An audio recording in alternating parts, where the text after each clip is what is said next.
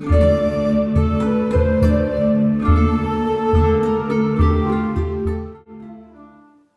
everyone, this is Ben from the Drunken Adventurers, and today I'm unboxing the Zombicide Green Horde from Cool Mini or Not. This is a Kickstarter advanced version, although it is exactly the same as the retail version that will be hitting stores later this year. So I'm going to quickly open this.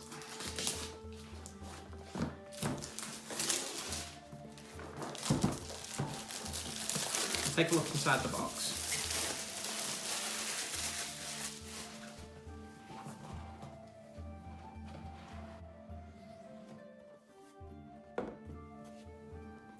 Okay, so here we have in the box the Green Horde Rules and Quest book. The same artwork that's on the front of the box.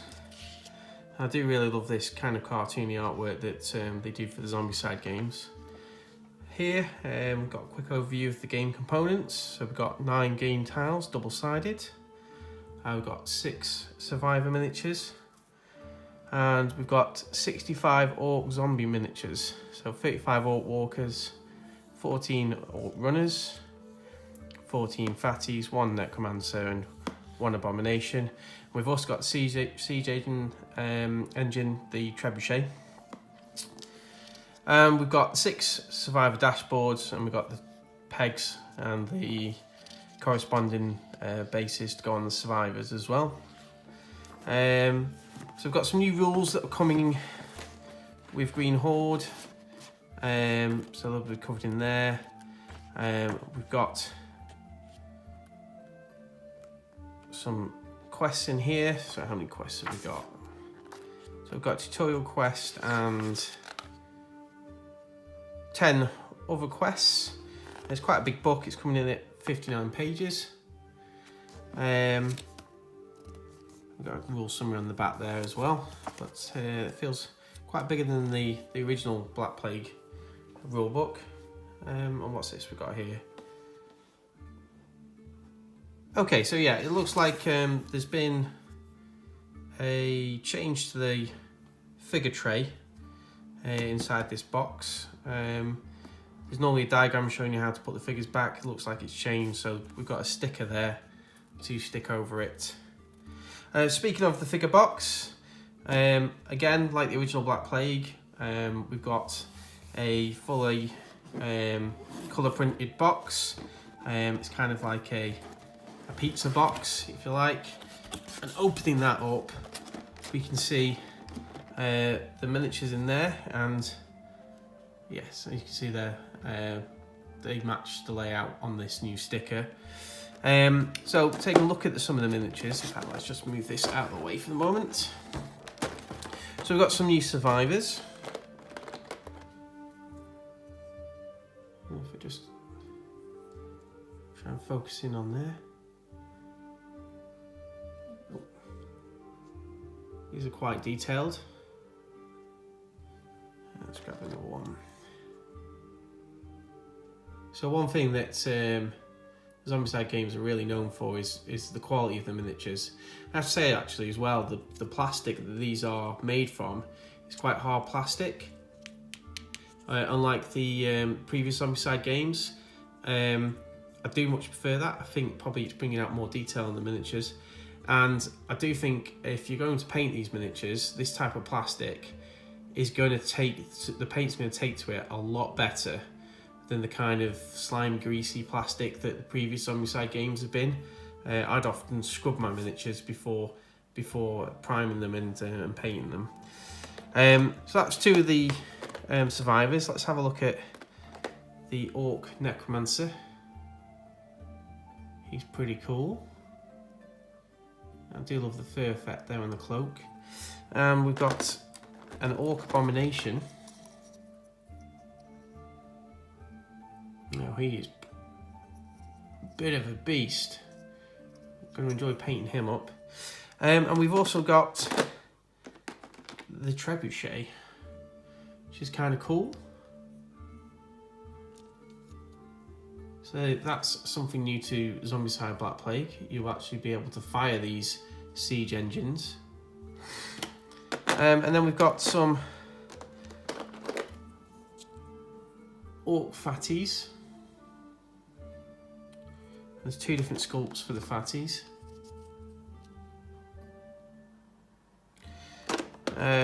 We've got some orc walkers. There's quite a few sculpts for these. And then we've got the orc runners, which are actually goblins. So the zombies, the walkers, the abominations, they're just the fatties, sorry, are just like the original zombies in Black Plague, except they hit for a bit more damage. So I think a standard orc walker will actually hit for 2 damage rather than 1. So what else have we got in the box? Well, we've got the player cards and survivor cards. Got 6 of those. We've got the plastic dashboards that were introduced in Black Plague.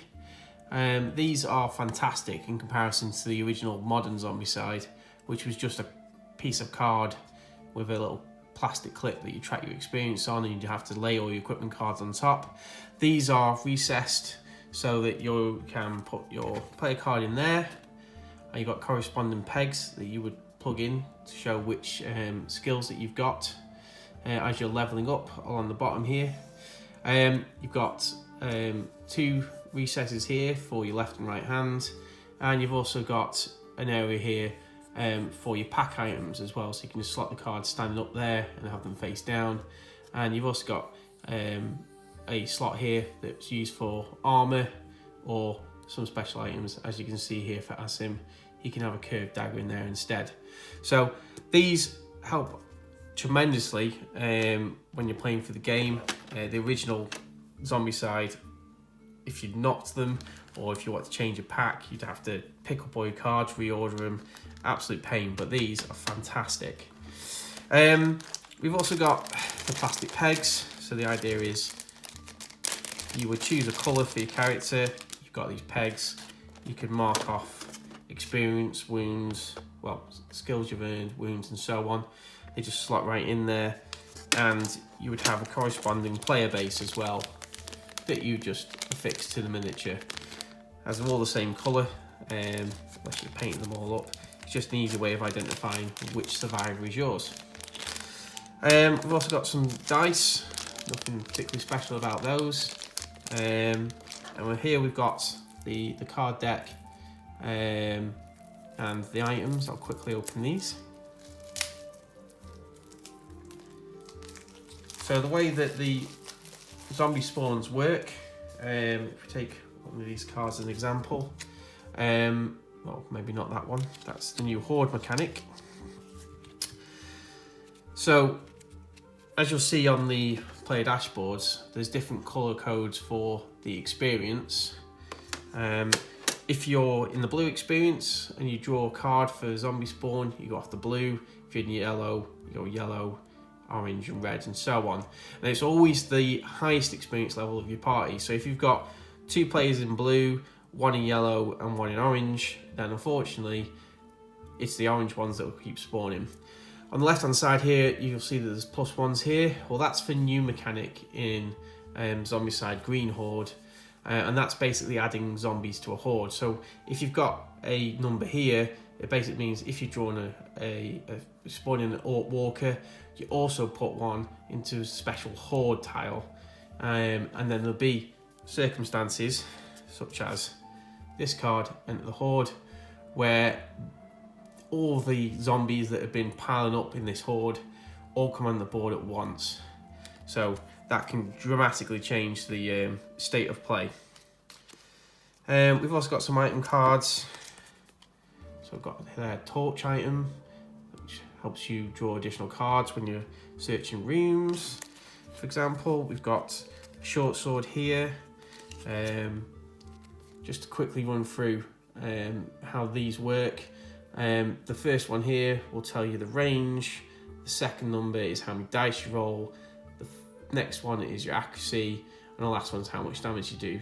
So this is close combat. It's a melee weapon, so it's got no range. It rolls 1 dice when attacking. It needs a 4+ to hit, and it'll do 1 damage. You can also use the item to knock down doors.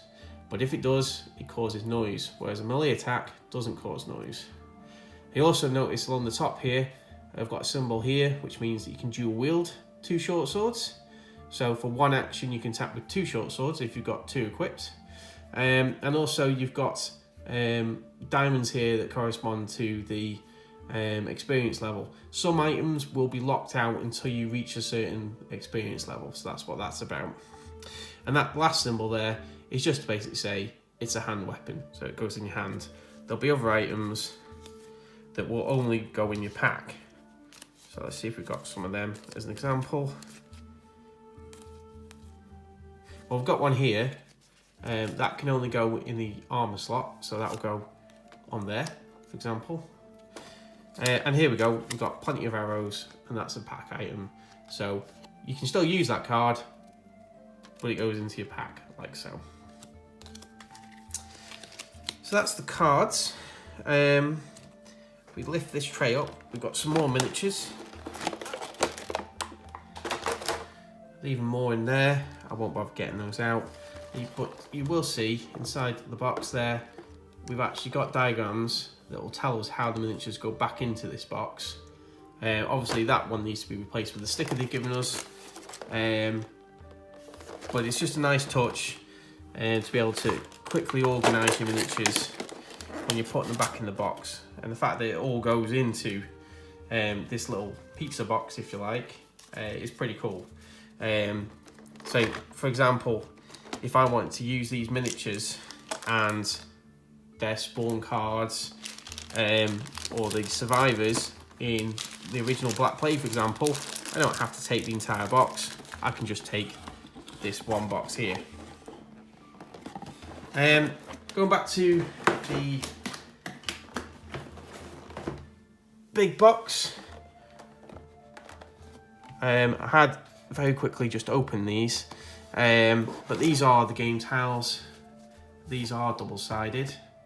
And you'll notice some have hedges. That's a new mechanic where they'll actually block line of sight, and survivors don't necessarily know what's on the other side, so they have to make a roll when they're passing through the hedge.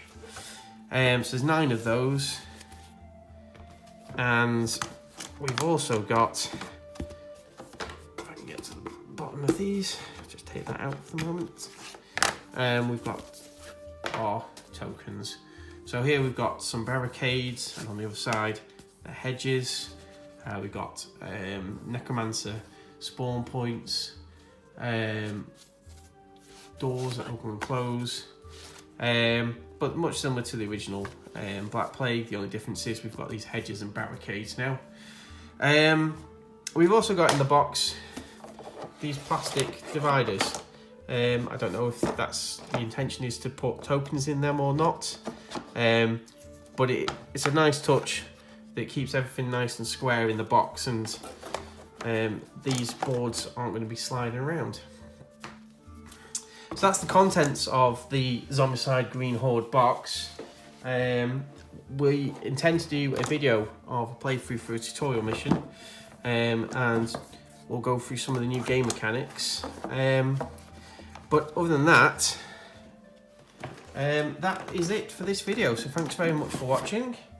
There we go. That's how easy everything was to go back into the box. And there we go. And we'll see you next time when we play a playthrough of the game.